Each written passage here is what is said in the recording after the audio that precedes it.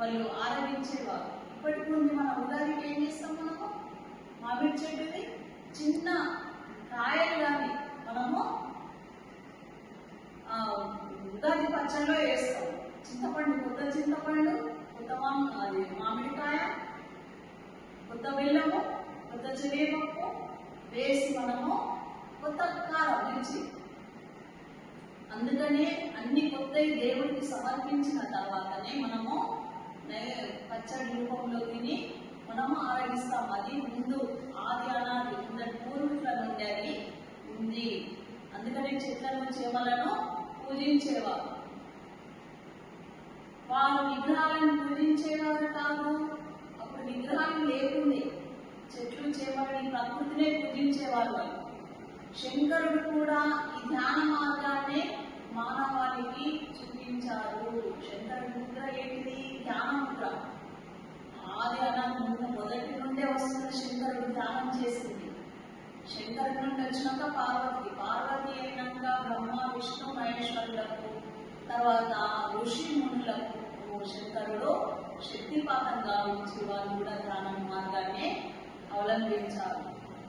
ఆనాటి నుండి ఈ ధ్యాన మార్గం మొదలైంది.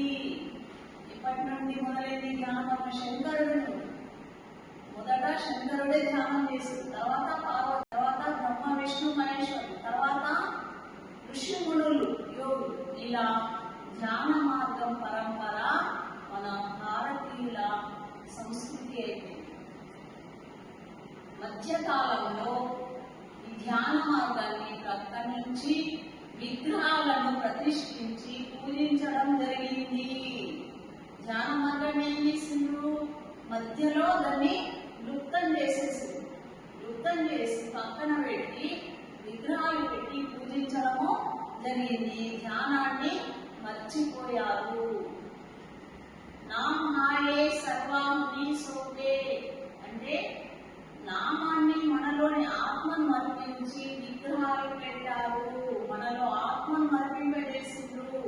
మనలో జీవమే దేవుడు అని అంటున్నారు.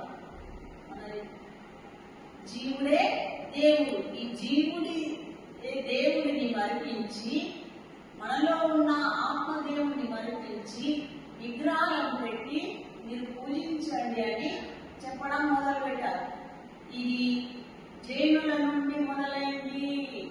ఈ విగ్రహాలకు ఎప్పటి నుండి అంటే జైనుల నుండి మొదలైంది.